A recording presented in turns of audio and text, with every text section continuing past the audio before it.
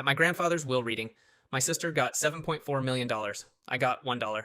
Everyone laughed until the lawyer finished reading his final letter. At my grandfather's will reading, my parents laughed while handing my sister $7.4 million. Me? I got $1. My mom smirked as the lawyer slid the bill across the table.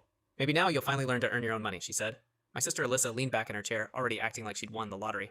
The lawyer, Mr. Davenport, cleared his throat.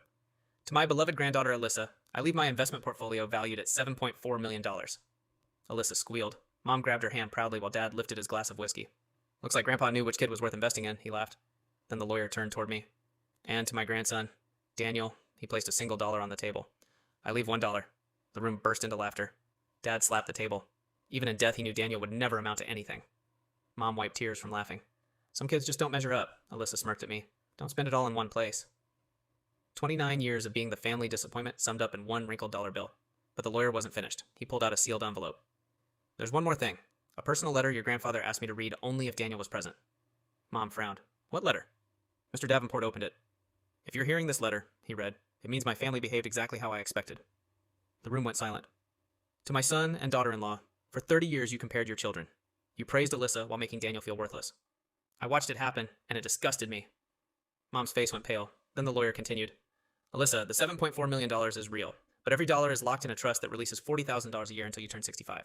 Alyssa jumped up. What? Then came the next line. But Daniel, my quiet, dependable grandson, the one who visited me every Sunday, fixed my porch, and never asked me for a single dollar. My throat tightened. Daniel, I left you $1 in the will, because 3 years ago I already transferred everything to you. The room froze.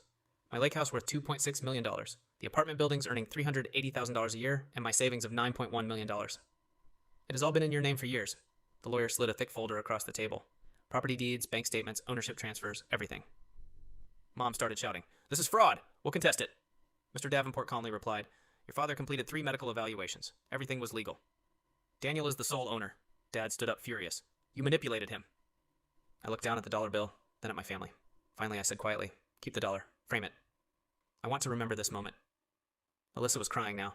Her $40,000 allowance suddenly didn't feel like millions anymore. As I walked outside, my phone buzzed. A message from Mom. We need to talk about this calmly. I replied, Some kids just don't measure up, Mom. Maybe this will motivate you to finally earn my respect. Then I blocked her number. Grandpa taught me one last lesson. Sometimes the people everyone underestimates are the ones who win in the end.